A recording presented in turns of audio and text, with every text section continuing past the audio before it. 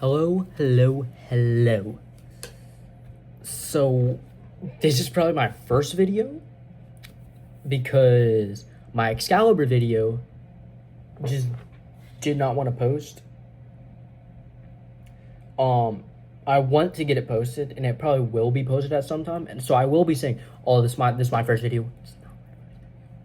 But today, I said I wasn't gonna watch any movies, but I did. I watched two. I watched Bride Wars, which is Kate Hudson, Anne Hathaway, Chris Pratt, not Pat. And then Romy and Michele's high school reunion with Mira Sorvino and Lisa Kudrow. If you don't know who Lisa Kudrow is, she is Phoebe in Friends. Just letting that be known. Alan Cumming. Anyone know him? Elaine Hendricks. Anyone know them?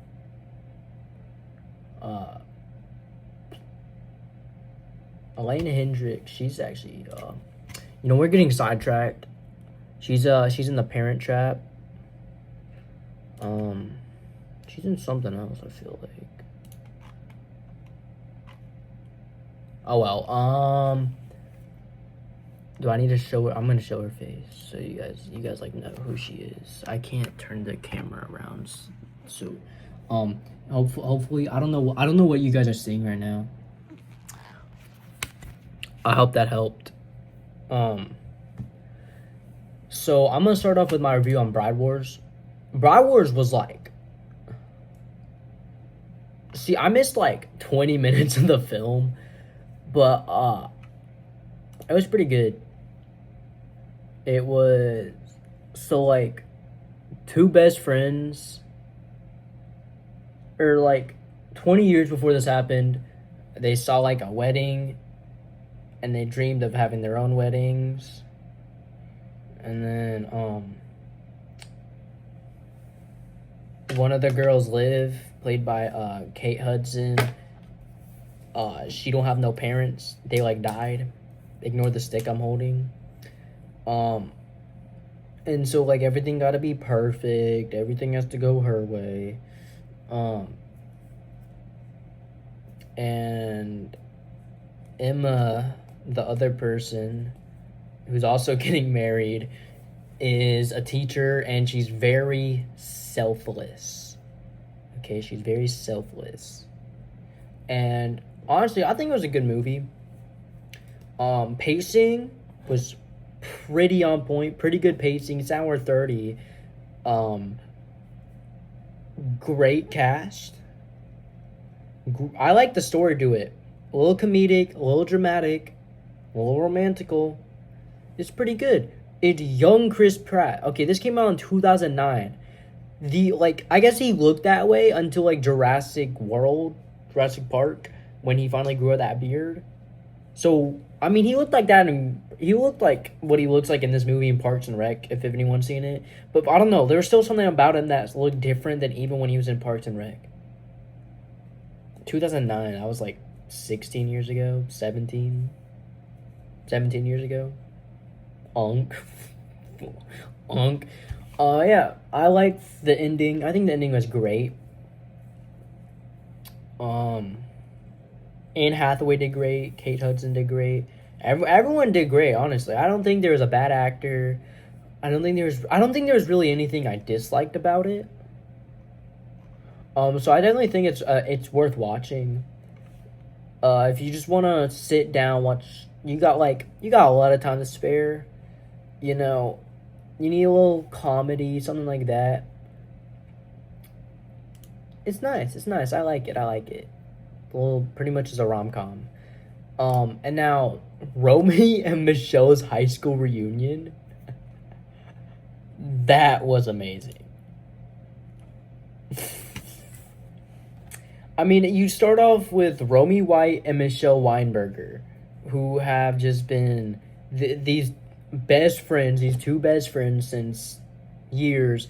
After high school, for 10 years, They lived together for 10 years after high school, and then they went to this whole reunion. The stories about them going to their high school reunion. Um, so it starts off with them obviously looking like a little these besties. They love each other so much. Great actors. It's hilarious. The movie's hilarious.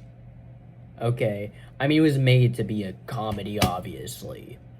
Well, it's screwball comedy. Like this, two girls getting bullied by the A group, which is like the mean, popular cheerleader girls who humiliate them everywhere.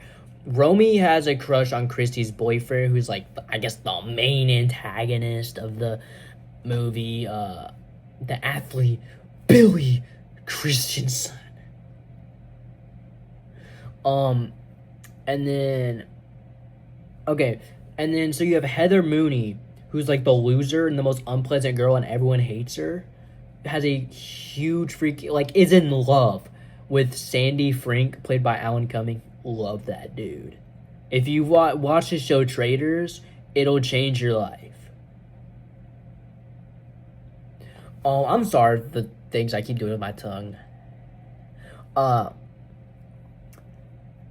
Sandy Frank has a huge crush on Michele, who's played by Lisa Kudrow, also known as Phoebe from Friends. And you know, I'll just show well, his whole purpose. Moving the camera. So he carries around a large notebook.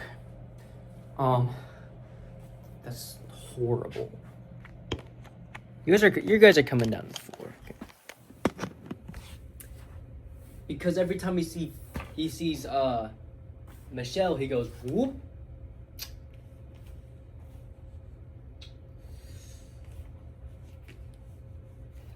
If you know what I mean, if you understand it, if you well, I said there wasn't gonna be editing, but I just accidentally ended the video, so yeah. But hopefully you get what that means. And now we got and then that's like prom, and oh, this camera. Ooh, I'm so sorry. And then Romy's like, they're like Romy and Michele are like, we could ask literally anyone to dance. It's the last day of high school. It's their last prom. They're gonna do whatever. So Romy goes and asks Billy, will you dance with me? And he says, yeah, sure. And then he like walks out to tell Christy, and then Christy like goes to the girls and tricks and like says like, yo, Billy just told me and said he's had a crush on you all year. And then Romy waited all night to like dance with them, but he already left with Christy. And then Michele danced with Romy instead. Funny thing, after saying we'll just dance with anyone, and like anyone would dance with us, and then Sandy Frank goes up to Michele and says, do you want to dance? And she says, no. Anyways, after that, it's like the 10 years later, Romy, Michele together, LA,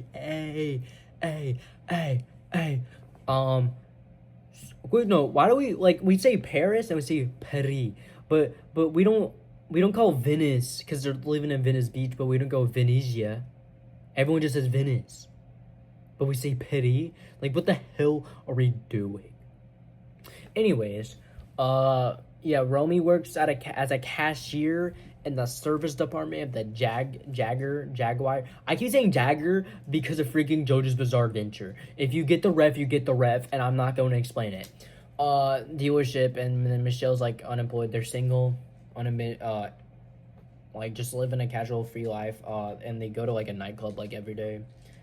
Love eating junk food and making they watch Pretty Women a lot, but they just make fun of movies. And then at work, Romy was like, hey, are you Heather Mooney? And she's like, yeah. I'm a successful businesswoman, and I made like these cigarettes, twice the flavor, half in it, and they burn twice as fast.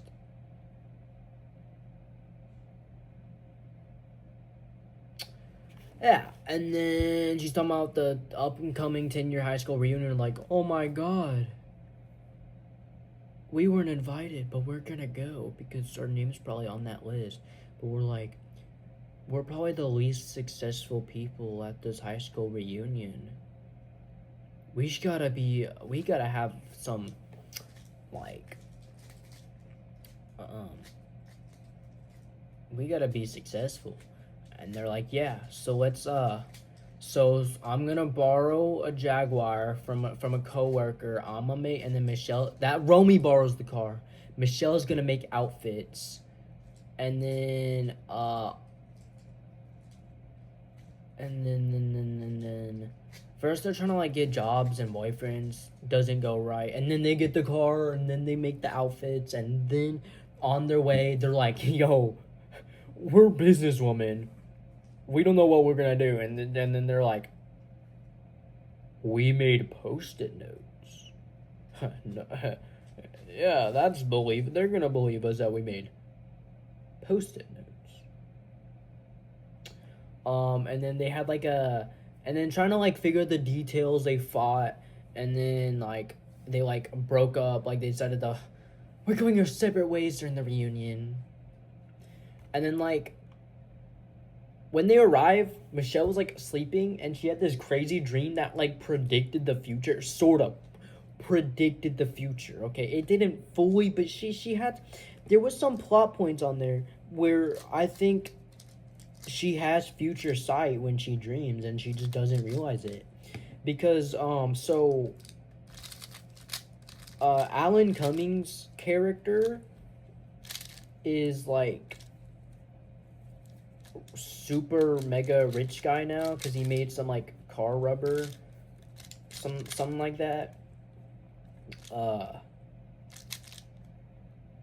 Something like that. And then wait, I'm thinking. I'm thinking. And then like after that, he's like mega rich, but he still had this like fat little crush on what's her name again? Michele, like always. But so she had a dream that like he was this rich guy who made all the rubber. I'm like, yo, that's insane. Hit her with her limo, and then they started inside his limo after some shenanigans happened. And then like Romy gets with like Billy in their Jaguar, all this stuff.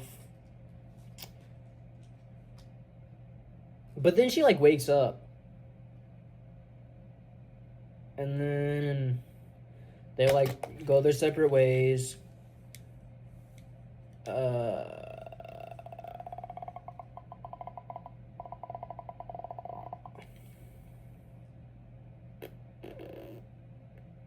Oh, before she woke up, it was like a cut to like 70 years later where they refuse to speak to each other for decades, and then Romy's on her deathbed, and Michele called her to make amends, and then they like rehash old fight, and then the dream ends with Romy dying, and then she wakes up and goes to the reunion, and then the entirety of A group are pregnant, and Christy's married to Billy, and they have 2 kids, and she's about to have the 3rd, and Romy tells all the post-it notes, and then Heather arrives even after saying that she wasn't gonna go, and then she like reveals. So they were actually like, the people were believing that they made post-it notes somehow. But Heather like revealed that she wasn't the inventor because she said like the actual inventor's name. By the way, I don't know any cool algorithms. I'm a noob at Rubik's Cubes, and ignore why it's broken. I'm trying to think. What else? And so, like, they're getting bullied, and Romy goes off, boo-hoo, boo-hoo. And then, like, Michelle's like, yo, girl, we're being ourselves, and we're being queens, because we're the goats. And also, like, the Elaine Hendricks, her character, don't know what her name is.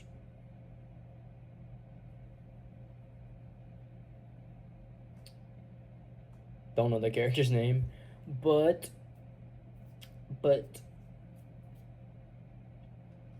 so she's like a model person or a fashion editor for Vogue, and like Christy's making fun of them about their bright homemade outfits made by Michele, because Michelle's the goat.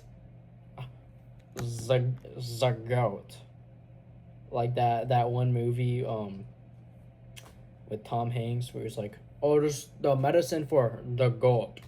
It's for the goat. That requires some ball knowledge too.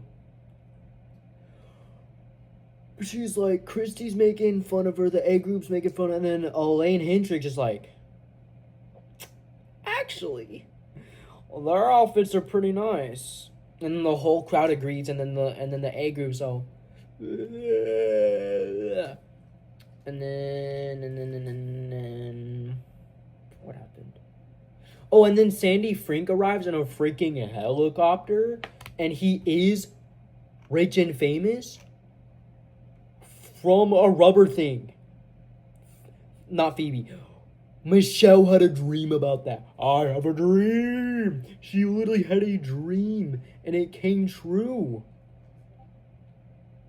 And then he confesses to Michele that he still loves her and asks her to dance, and then Michele agrees as long as Romy can dance with them. And then they dance, and the whole crowd's watching. And then he escorts them in his helicopter. And then on the way out, Billy's like, I'm unhappy with my marriage with Christy. Hey, Romy, you still got a crush on me? Let's get a room. And then Romy does the same trick where he makes him sit in a hotel room all by himself while she is going to get escorted in a helicopter. And then Michele and Sandy make out before they leave in the reunion. And then it's like 6 months later in LA. Romy and Michele have their own successful fashion boutique, and it's with their homemade designs using borrowed money from Sandy Frank. So yeah, really couldn't do much about Bride Wars because honestly,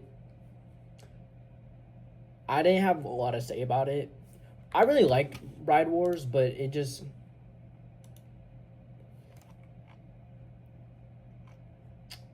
I don't know. It was really interesting. Did I even explain? I think I barely went in depth with Bride Wars. I think. So they were trying to. They chose different dates for. So Kate Hudson and Hathaway both getting married. They chose different dates in June. Like they chose different dates so their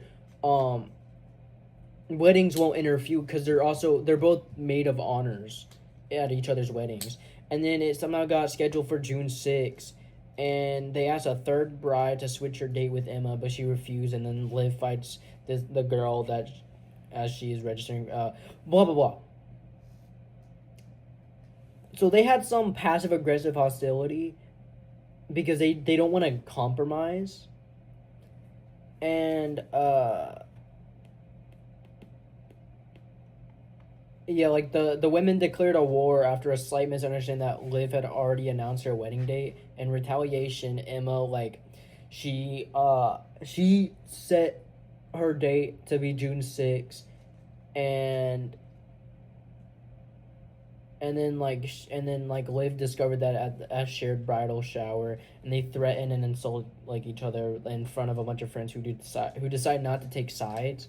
Both, and then they start to both attempt to sabotage their own weddings, and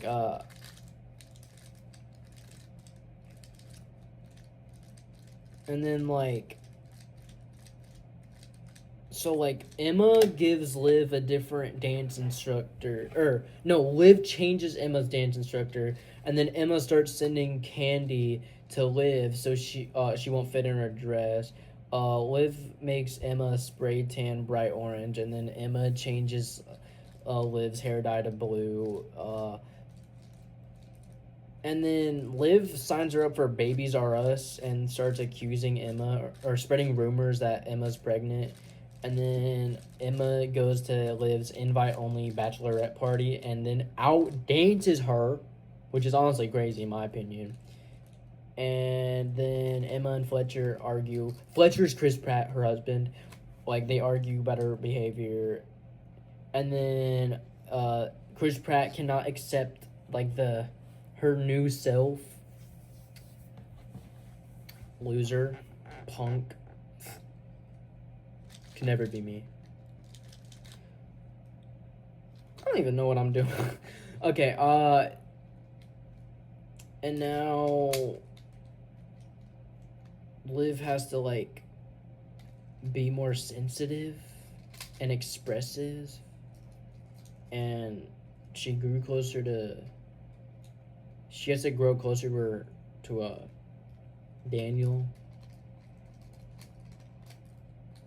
I don't know the actor's name, but that's like her husband.